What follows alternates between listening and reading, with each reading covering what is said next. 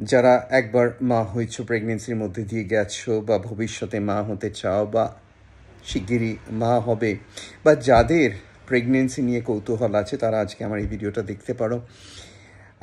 এটা এমন কিছু জিনিস আমি বলবো যেটা আমার নিজস্ব ধ্যান ধারণা, এতদিনের এক্সপিরিয়েন্সে, এবং যেটা কোনো বই বা ইন্টারনেটে তোমরা সবসময় পাবে না। প্রথমেই এটা বলার আগে আমি একটা ঘটনা তোমাদের জানাই, একটি ডেলিভারি, একটি প্রেগনেন্সির কথা জানাই। এই পেশেন্টটি প্রেগনেন্সির শেষ দিকে এসে গেছিলো। একদিন সন্ধ্যেবেলা 8টার সময় আমায় ফোন করে বলছে যে, ডাক্তারবাবু আপনি কালকে কোথায় আছেন? আমি বললাম কেন, কি হয়েছে? তখন বললো যে সকাল থেকে বেবিটা ভালো করে মুভ করছে না। আমি বললাম তুমি এখন জানাচ্ছ আমাকে? তুমি সকালে জানাতে পারলে না? এক্ষুনি চলে এসো হাসপাতালে, আমি যাচ্ছি। সেই হাসপাতালে যাওয়া হয় এবং সঙ্গে সঙ্গে আমি দেখি বেবিটা রিয়েলি আল্ট্রাসাউন্ডে দেখা যায় খুবই গ্রোথ রিটার্ডেড। এবং তখন এই পেশেন্টের রিলেটিভসরা আমাকে রীতিমতো ঘিরে ধরে প্রশ্ন করে, আপনি বুঝতে পারেননি? আমি বুঝতে পারিনি, আমার সমস্ত কিছু ঠিকঠাক লাগছিল। এইবার সেই দিনই আমি রাত্রিরে সিজার করি, বেবি জীবিত হয়। বেবি বেশ পিডিয়াট্রিশিয়ানদের, কিছু নিওনেটোলজিস্টদের বেশ কিছু লড়াই করতে হয়, কিন্তু বেবিটা ভালো হয়ে মার সঙ্গে বাড়ি ফেরে। এইবার বেবিটা আস্তে আস্তে বসতে শেখে, কথা বলতে শেখে। কিছুদিন বাদ থেকে, কয়েক বছর পর থেকে এইগুলো আস্তে আস্তে উল্টো দিকে ঘটতে থাকে। কথা বলা বন্ধ হয়, বসতে পারছে না, শুয়ে পড়ছে। এবং ওরা আস্তে আস্তে বুঝতে পারে ও চোখেও দেখতে পাচ্ছেন না। একটা সময় ওরা সারা ভারতবর্ষ ঘোরায়। সবাই ওই ডেলিভারি রিলেটেড কিছু প্রশ্ন করে, কিন্তু সেখানে তো আমরা সঙ্গে সঙ্গে ডেলিভারি করেছিলাম। যেই মুহূর্তে বলেছিল 8টায় বলেছে, হয়তো 9টা সাড়ে 9টার মধ্যে আমি ডেলিভারি করে দিই। এইবার যেটা দেখা যায় যে ওর একটা নিউরোলজিক্যাল ডিসঅর্ডার আছে, যে নার্ভ সেলসের যে মাইলিন শীট, সেই মাইলিন শীটগুলো ধীরে ধীরে ক্ষয়ে যাচ্ছে। এবং এই মাইলিন শীটের ওপরই নার্ভ ফাংশন ডিপেন্ড করে, প্রত্যেক নিউরনের, নার্ভ সেলের। যেহেতু এই মাইলিন শীট নষ্ট হয়ে যাচ্ছে, ও ধীরে ধীরে সমস্ত রকম নিউরোনাল অ্যাক্টিভিটি, সমস্ত অ্যাক্টিভিটি ওর বন্ধ হয়ে যাচ্ছে, এবং এক সময় ও মারা যায়।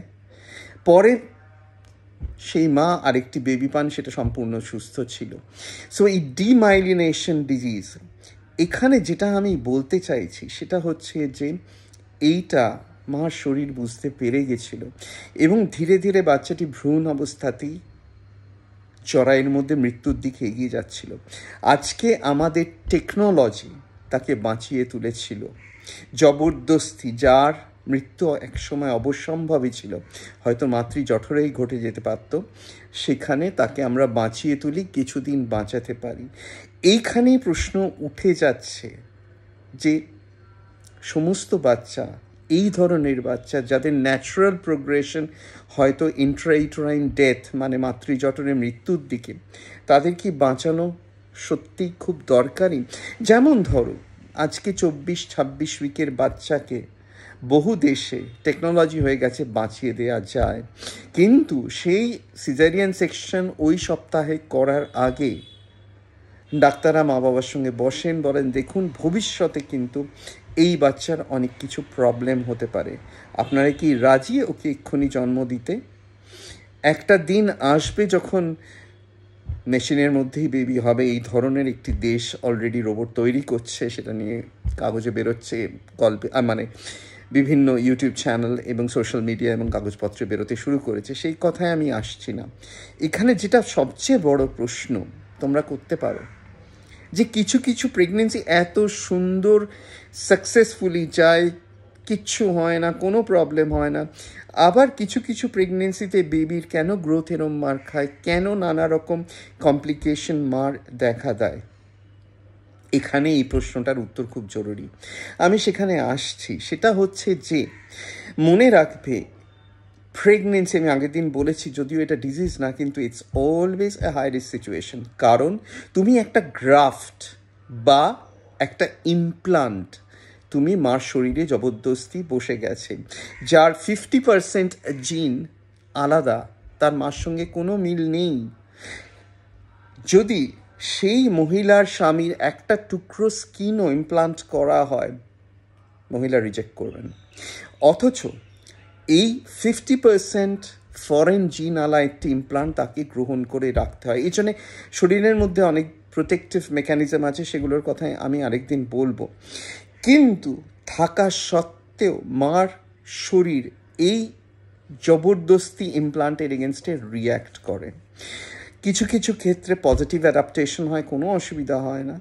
কয়েকটি ক্ষেত্রে এক ধরনের নেগেটিভ অ্যাডাপ্টেশন হয় টু দিস প্রেগনেন্সি। যেটাকে সিম্পল ভাষায় আমি বোঝাতে চেষ্টা করি, এক ধরনের allergic reaction, hyper sensitivity reaction, একটা রিজেকশন করার টেন্ডেন্সি আসে মার শরীরে। এবং এই রিজেকশন অনেক সময় কারণ যে বারবার মিসক্যারেজ হয়ে যাচ্ছে। কারণ দেখা গেল একজন বিবাহিত পুরুষের সঙ্গে, স্বামীর সঙ্গে তার বারবার রিজেকশন হচ্ছে, মিসক্যারেজ হচ্ছে, এরপর সে হয়তো কোনো কারণে দ্বিতীয় বিয়ে করেছে, কিন্তু সেই ক্ষেত্রে হয়তো সেই প্রেগনেন্সিটা খুবই সাকসেসফুল হয়েছে, কোনো প্রবলেমই হচ্ছে না, কোনো মিসক্যারেজই হচ্ছে না। এখানে এই দুজনের জিনের কম্প্যাটেবিলিটি খুব ইম্পর্ট্যান্ট। এখানে কিছু কিছু ক্ষেত্রে, যেমন ধরো কিছু কিছু ক্ষেত্রে আমার কাছে পেশেন্ট আসে যারা অনেক দিন ধরে চেষ্টা করছে, বাচ্চা হচ্ছে না, তাদের কোথাও গণ্ডগোল নেই, আমাকে প্রশ্ন করে কি অসুবিধা হচ্ছে, আমাদের হচ্ছে না কেন? এইখানে উত্তরটা আমরা দিতে পারি না। ফার্টিলিটির প্রশ্নে বলা হয় 1/3 মার কোনো প্রবলেম আছে, 1/3 বাবার কোনো প্রবলেম আছে, 1/3 আননোন। কেন আননোন? অ্যাকচুয়ালি আমাদের টেকনোলজি ধরতে পারছে না, সেই জন্যেই আননোন। কিছু জিনিস আমাদের শরীর অনেক ভালো বোঝে। মনে রেখো, এই শরীরের নিজস্ব একটা কনসিয়াসনেস আছে। আমি কনসিয়াসনেস নিয়ে বারবার বলি, এখন তো বলছে পৃথিবীর সমস্ত কিছুরই একটা কনসিয়াসনেস আছে। এটা সায়েন্টিস্টরা বলছে, আমাদের প্রাচীন ঋষিরা তো কবেই বলে গেছে একটা নুড়ি পাথরের কনসিয়াসনেস আছে, সেটা অনেকটা গভীরে রয়েছে।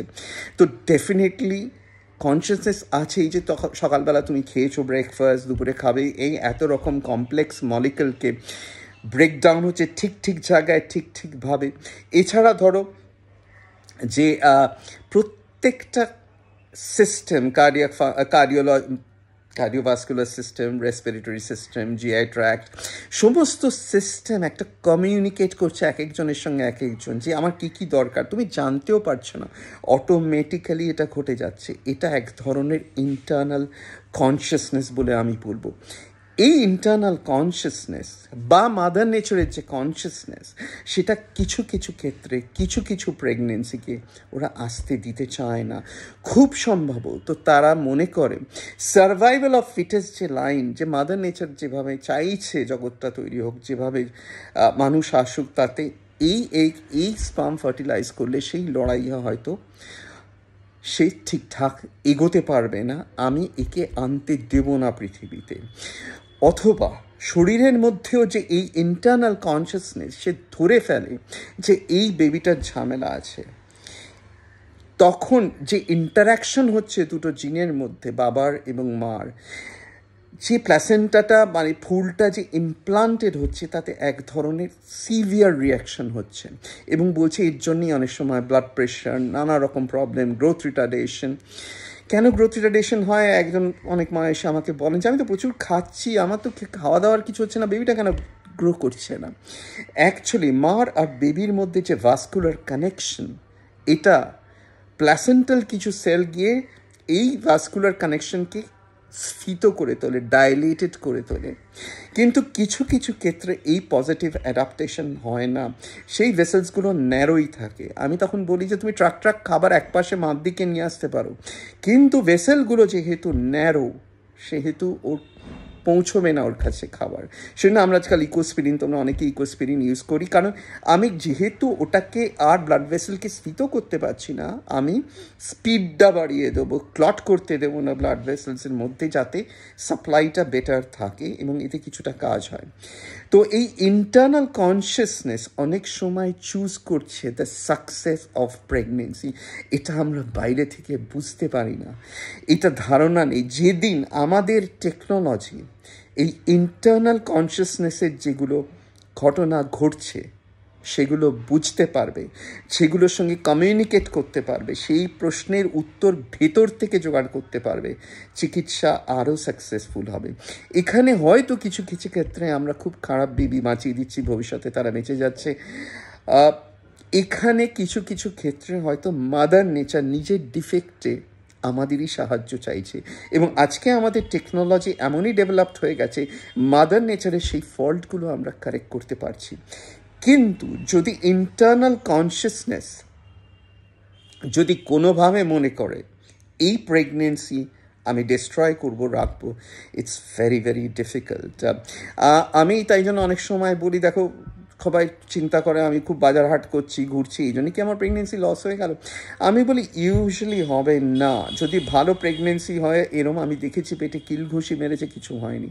কিন্তু যদি খারাপ প্রেগনেন্সি হয়, বা যদি বডি মনে করে একে আমি রিজেক্ট করব কোনো কারণে, যে ইনফরমেশনটা আমি বাইরে থেকে আমার টেকনোলজি দিয়ে ধরতে পারছি না এখনও, তাহলে সেই প্রেগনেন্সি থাকবে না।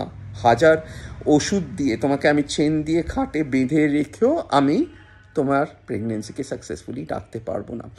এই জিনিসটা বুঝতে হবে। সুতরাং এই ইন্টারনাল কনসিয়াসনেস, এখানে সব ক্ষেত্রে ডাক্তারকে দায়ী করা যাবে না। এখানে সে একটা ডিসিশন বডি নিচ্ছে, ডাক্তারকে বুঝবার চেষ্টা করতে হবে কি ডিসিশনটা নিচ্ছে, কেন ডিসিশনটা নিচ্ছে। আর আমাদের টেকনোলজি আরও ডেভেলপ হতে হবে যাতে মাদার নেচারের এই ফল্টগুলো আমরা কারেক্ট করতে পারবো, এবং এই যে ইন্টারনাল কমিউনিকেশন হচ্ছে, যেখানে রিজেকশনের একটা পসিবিলিটি দেহ করছে, সেটাকে আমরা পড়তে পারবো, এবং কীভাবে সে কমিউনিকেট করছে আমাদের সেই কমিউনিকেশনটা, যে একে এইভাবে বাঁচানো সম্ভব বা একে বাঁচানো সম্ভব নয়। প্রথম কেসটা আমি যেরকম বললাম, ও ডিমাইলিনেশন হতোই কোনো না কোনো সময় জীবনের, এবং ওর এইভাবে ওর একটা মর্মান্তিক পরিণতি হতোই। সেটা ওই মাইলিনেশন যদি বডি না করে, যদি তার শরীর না করে, ওই মাইলিনেশন এই মুহূর্তে আমার টেকনোলজি নেই, ওই মাইলিনেশন প্রত্যেকটা নার্ভ সেলে আমি ফিরিয়ে দিতে পারবো। আজকে তাই জন্যে বলি যে সব কিছুর যে কনসিয়াসনেস, বিশেষ করে দেহের যে কনসিয়াসনেস, দেহের যে বাইরের মাদার নেচারের সঙ্গে কমিউনিকেশন, এইটা নিয়ে আমরা আলোচনা করি না। এটা যেদিন আমরা করব, সেদিনই হোলিস্টিক একটা অ্যাটিটিউড আসবে। শুধু কিছু কিছু জিনিস যেগুলো আমরা এটা অনেকটা আমি বলবো ওই ছয় অন্ধের হস্তি দর্শনের মতো, কিছু জিনিস আমরা জানতে পারছি, কিন্তু বহু জিনিস এখনও আমাদের টেকনোলজিতে অজানা আছে। দেহকে আমাদের রেসপেক্ট দিতে হবে। সে অনেক সময় এমন কিছু করবে যেটা আমার টেকনোলজি সামলাতে পারবে না। যখন কোনো মানুষ যদি এমন হয়, তার ভেতরে যে কনসিয়াসনেসটা আছে বেরোবে ঠিক করে, তার যদি মনে হয় সেই বডিটা আর তার কনসিয়াসনেসকে সাস্টেইন করার মতো অবস্থায় নেই, হাজার বড় ডাক্তার হয়েও তাকে সেভ করা খুব কঠিন। ভেন্টিলেশন দিয়ে আর্টিফিশিয়ালি তুমি তাকে টেনে যেতে পারো, কিন্তু ওই শরীরের কনসিয়াসনেস যেটা ডিসিশন হয়েছে, সেই ডিসিশনকে উল্টে ফেলার মতো ক্ষমতা এখনও আমাদের হয়নি। তোমরা বলতে পারো, দুভাবে এটাকে নিতে পারো, যে আপনি এসব ছুতো অজুহাত দেখাচ্ছেন যাতে আপনাদের হাতে যখন এরকম কিছু ঘটবে আপনি এই অজুহাতটা ধরিয়ে দেবেন আমাদের সামনে। অথবা এও ভাবতে পারো আপনি এক ধরনের বেশি স্পিরিচুয়াল অবৈজ্ঞানিক জিনিস এই বিজ্ঞানের মধ্যে টেনে আনছেন। আপনার ডাক্তার হওয়া সাজে না। তোমাদের দুটো মতকেই আমি রেসপেক্ট করব, কিন্তু এটা এতদিনের এক্সপিরিয়েন্সে আমি ভীষণভাবেই বিশ্বাস করি।